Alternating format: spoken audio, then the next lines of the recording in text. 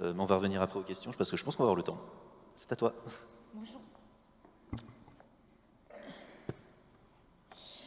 Alors merci à tous d'accueillir quelques patients dont je fais partie à votre congrès. Je me présente, j'ai discuté avec certains hier soir, je suis Émilie Serra, je suis de formation scientifique initiale, je suis ingénieure physico-chimiste qui travaille dans l'industrie chimique, je suis directrice de business.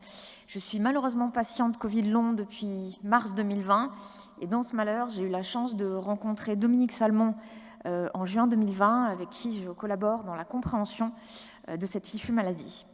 Donc on pensait que ça pouvait être l'occasion de présenter un cas clinique et notamment le mien. À la lecture, si on en a une lecture attentive, ça peut en apprendre pas mal sur le fonctionnement de cette pathologie. Donc, je vais vous décrire rapidement mon évolution clinique et partager aussi quelques tests qui ont été faits, en l'occurrence sur ma personne, dont les résultats sont assez intéressants. Donc, mes antécédents, je suis pile dans le profil. Au moment des faits de la contamination en mars 2020, je suis une femme, 42 ans, sportive, sans aucun antécédent. Mon infection initiale a été très légère. Au premier jour, j'ai eu vraiment un pic au niveau des poumons, puis rien pendant quelques jours, juste une hypothermie qui est assez fréquente en fait, j'ai appris après. Et au 6e jour, des très fortes brûlures pulmonaires, je n'ai jamais eu mal aux poumons de ma vie, une lymphangite au bras gauche très marquée, qui est très douloureuse et qui ressortait, une fébrilité, et tout ça pendant un mois. Sur cette clinique, alors mon cas n'est pas la définition du Covid long, et je ne fais l'apologie d'aucune thérapeutique, je partage mon expérience sur ces symptômes étaient prescrits des antibiotiques et notamment de l'azithromycine. J'ai gardé des douleurs pendant 3 semaines, un mois, je me suis améliorée au traitement, alors on pourrait penser que l'évolution aurait peut-être été la même sans. Temporalité ne fait pas causalité, mais j'ai répété l'expérience plusieurs fois et quand il y a plusieurs fois temporalité, on peut se poser la question sur décausalité. Au final, je ne rentre pas trop dans les critères de beaucoup de symptômes à la phase initiale pour un Covid long. J'en ai eu très peu. J'aurais été ravie que ça s'arrête là. Ça aurait été modéré, ça aurait été parfait.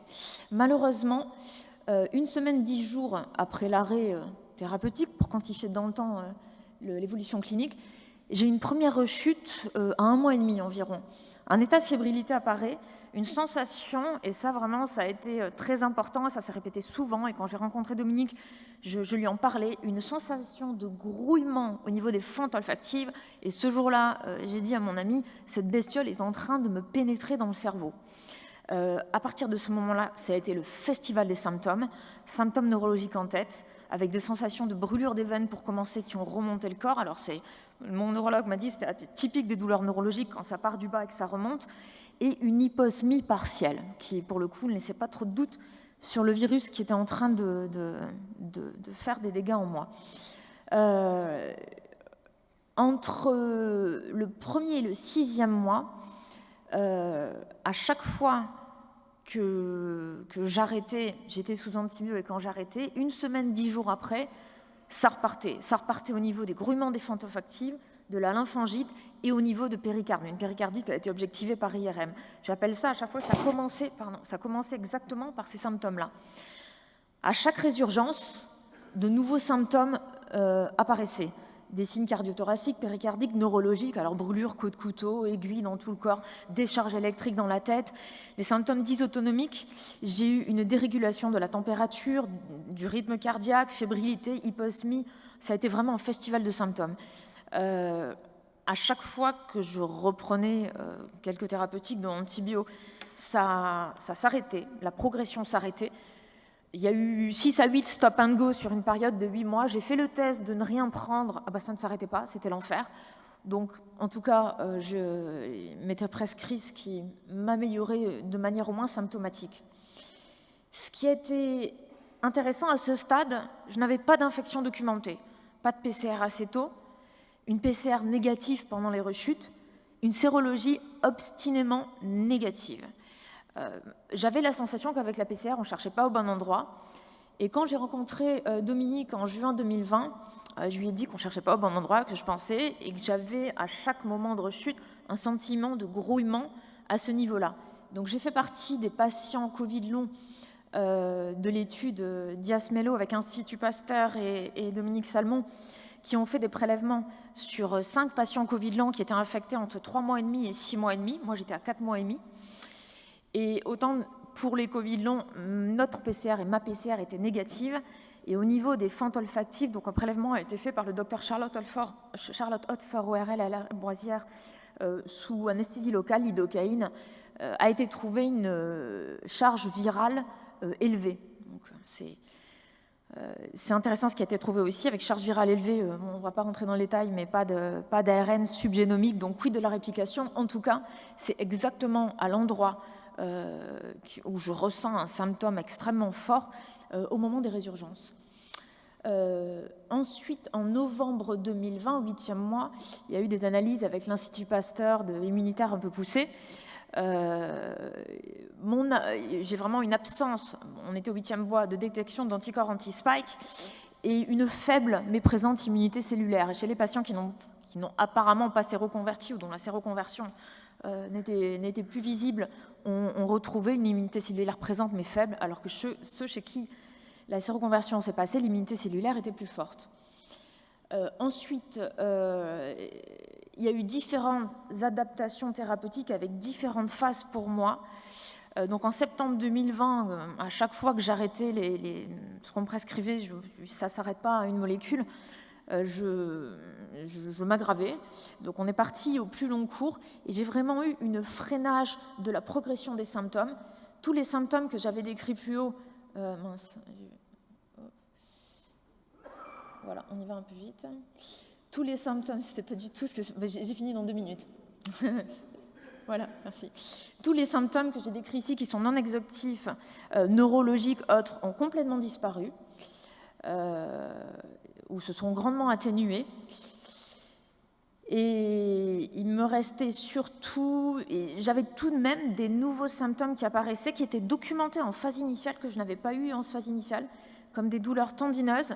Je discutais hier soir avec le professeur Eric Gage, qui au PET scan, et moi j'ai passé un PET scan qui a objectivé une inflammation avec une intensité assez forte, et une intensification de brûlure de la moelle épinière qu'on retrouve beaucoup en description chez beaucoup de patients. Alors je passe l'asthénie, j'en ai pas parlé, mais j'étais couchée, quoi. Donc, voilà.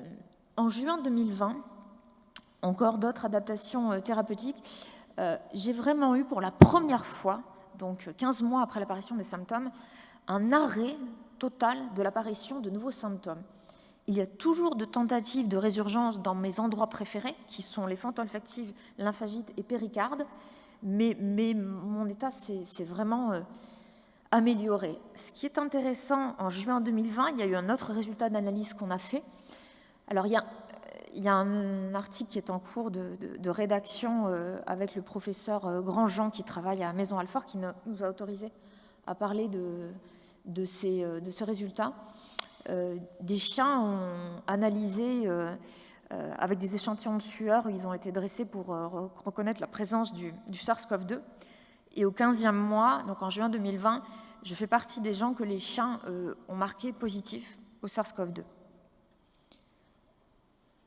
Donc ma conclusion, pour l'instant, je vous ai décrit ma clinique, mes symptômes, qui sont mes symptômes non discutables, et quelques tests qui ont été faits sur moi. Maintenant, ma conclusion, mon ressenti, c'est que je suis en proie à une infection non contrôlée, contrôlée, non sans intervention thérapeutique, mais non résolue à ce jour. Néanmoins, aujourd'hui, j'ai peu de symptômes, et je vais mieux et je peux fonctionner. Mon infection était un cas qui, à la base, n'était pas documenté, mais qui est aujourd'hui non contestable par les différents prélèvements que j'ai eus et qui aurait dû être non contestable même si je n'avais pas eu ces prélèvements. Et les premiers mois de la maladie, j'ai rencontré pas mal de médecins, je faisais partie des gens qui étaient en train de se dégrader, et quand je parlais de dérégulation de la température, mais c'était quand je faisais 20 mètres, j'avais 38, et je me rasseyais, j'avais 37.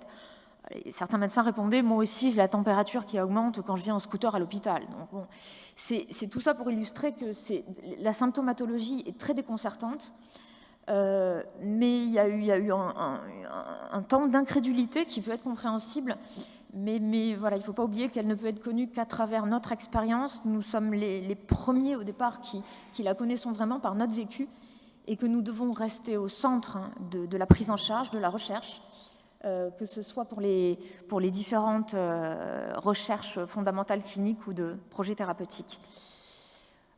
Non, je sais pas ce que j'ai fait. Donc, voilà, merci. Merci. Bien, je vais demander aux orateurs de venir.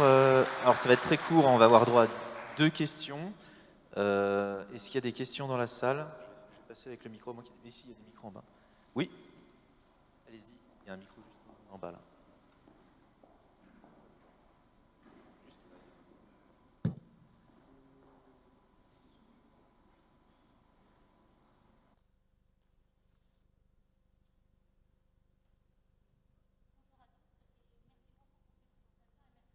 Alors, parlez dans le micro.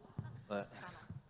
Je ne veux pas perdre du temps. Donc, bonjour à tous encore une fois et merci à tous les orateurs et merci à madame d'avoir partagé votre histoire. Moi, je m'appelle Nadia Siouva, je travaille à Tourcoing. J'ai une question. Est-ce qu'il y a un impact de la vaccination qui est mesurable sur les Covid, l'apparition des Covid longs? Et est-ce que vous, madame, vous étiez vaccinée? Est-ce que ça a changé votre... Est-ce que vous avez l'impression que ça a été... ça vous a apporté quelque chose? Dominique. Merci. Dominique, peut-être, tu peux répondre. La première partie, en tout cas. D'accord. Donc, l'impact de la vaccination n'est pas encore très clair. Au niveau statistique, dans des grandes cohortes, par exemple la cohorte Compare, il y a une petite amélioration des patients, mais qui est de que quelques pourcentages. D'autres ont par contre... Donc, ça peut, quand l'amélioration est très, très faible, ça peut aussi englober le fait que certains s'aggravent et d'autres s'améliorent. Et dans notre expérience, on a plutôt des exacerbations de symptômes juste après la vaccination, pendant 15 jours, 3 semaines.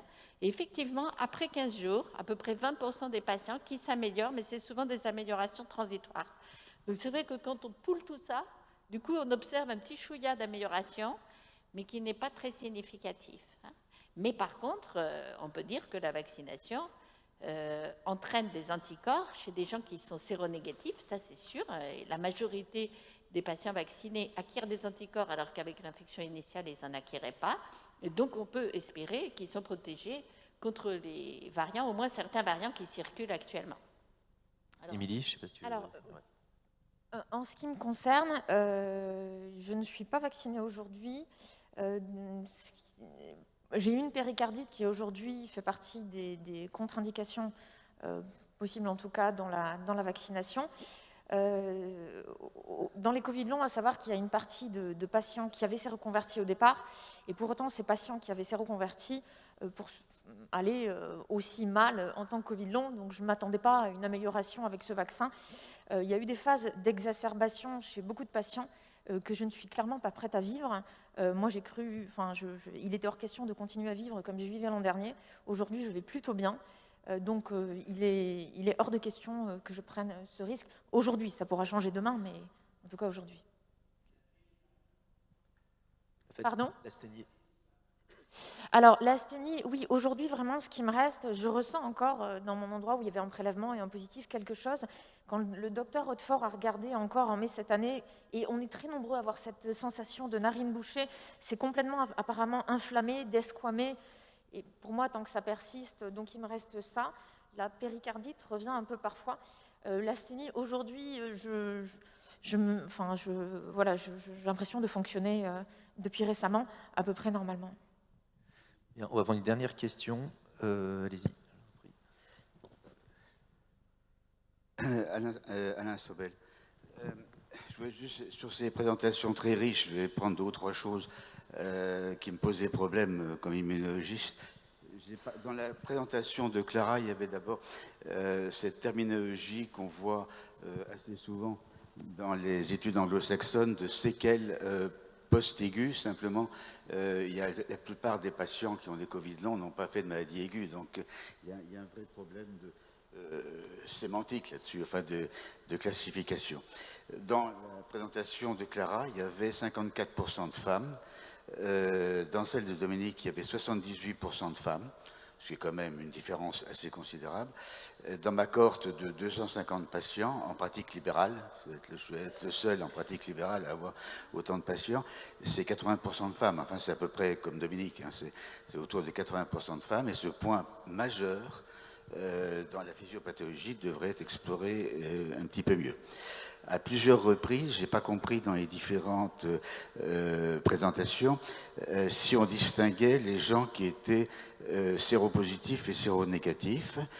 C'est bien un des problèmes posés par la présentation de vous, là, Émilie, parce que ça pose un problème, par exemple, pour le vaccin, comme vous le dites vous-même, c'est-à-dire que je pense que si vous n'êtes pas vacciné, vous prenez des risques ultérieurement, parce qu'il y a différents variants, et vous prenez des risques assez considérables. La péricardite, d'ailleurs pour revenir sur vous, les péricardites trouvées dans cette maladie sont souvent des péricardites sèches, qui ne sont pas des signes objectifs, qui dépendent de la subjectivité de l'échocardiographiste. Donc moi je conteste beaucoup les péricardites telles qu'elles ont été mises, ne sont pas aussi fréquentes. Cela dit, je reviens à un autre problème, mais on ne va pas les discuter, hein, c'est juste un ensemble de choses que j'ai vu noter.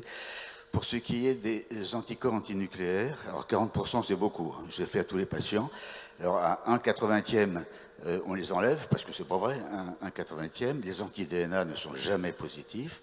On trouve environ 10% d'antinucléaires à des taux significatifs, 160, 320, 640, et c'est pas très différent de la population générale.